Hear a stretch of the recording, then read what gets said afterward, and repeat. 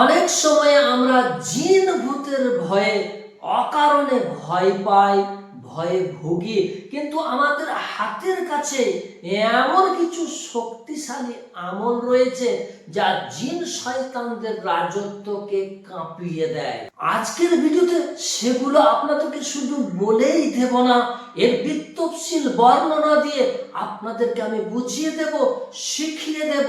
আর এমন একটা বিশেষ দোয়ার কথা বলবো যেটিকে জিন শয়তানরা প্রচন্ড ভয় পায়। তবে 4 নম্বর যে দোয়াটি, সেই দোয়াটিকে কিন্তু সবচাইতে বেশি ভয় পায়। চলুন একটা একটা করে আপনাদেরকে সেই 4টি দোয়া বলে দিচ্ছি। সেই ফাঁকে ছোট্ট একটা কথা, আমি বেশ কয়েকদিন থেকে অনেকটাই অসুস্থতায় ভুগছিলাম। আপনাদের কাছে আমি দোয়ার আবেদন রেখেছিলাম, আপনাদের দোয়ায় আমি অনেকটাই এখন সুস্থতায় পৌঁছে গেছি আলহামদুলিল্লাহ। আর সুস্থ হয়ে আপনাদের কাছে আমি এই ভিডিওর মাধ্যম দিয়ে আবারও আগের মতোই ফিরে এসেছি। চলুন সেই 4টি দোয়া এখন আপনাদেরকে আমি শিখিয়ে দিচ্ছি।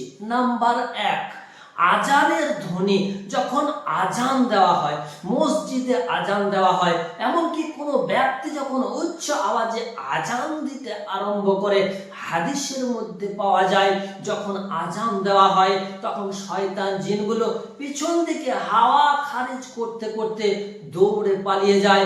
যতদূর পর্যন্ত সে আজানের ধ্বনি পৌঁছায়, সে আজানের আওয়াজের বাইরে তারা ভয়ে দৌড় মেরে পালিয়ে যায়।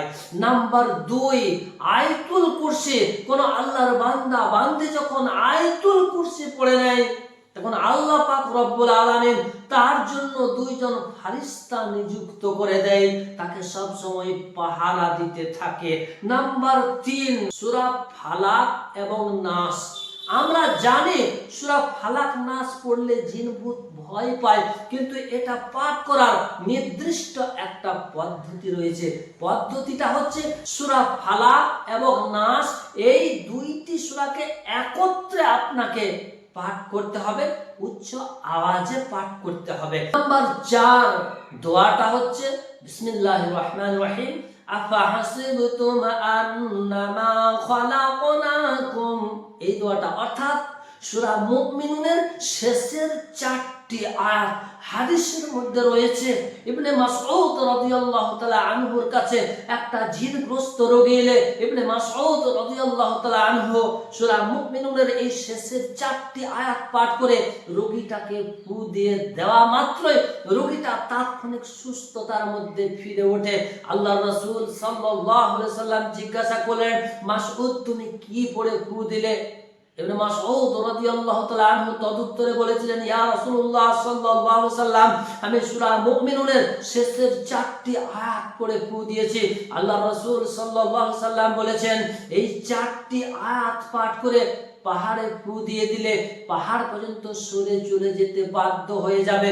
এই 4টি আয়াত এমনই পাওয়ারফুল আয়াত, এই 4টি আয়াত কোন জিনগ্রস্ত জাদুগ্রস্ত রোগীদের সামনে উচ্চ স্বরে তেলাওয়াত করে তেলে পানিতে ফু দিয়ে সেই রোগীটাকে যদি ফু দিয়ে দেওয়া হয়, সেই রোগীটার শরীর থেকে জিন একদম ভয়ে দৌড় মেরে পালিয়ে যাবে। এই শেষের এই 4টি দোয়া এতটাই পাওয়ারফুল দোয়া, আপনি পড়ে দেখবেন জিনগ্রস্ত রোগীদের কাছে দেখবেন তার শরীর থেকে জিন ভয়ে পলায়ন করবে। তবে এই কাজগুলো করার আগে অবশ্যই শরীর বন্ধ করতে যেন ভুলে যাবেন না।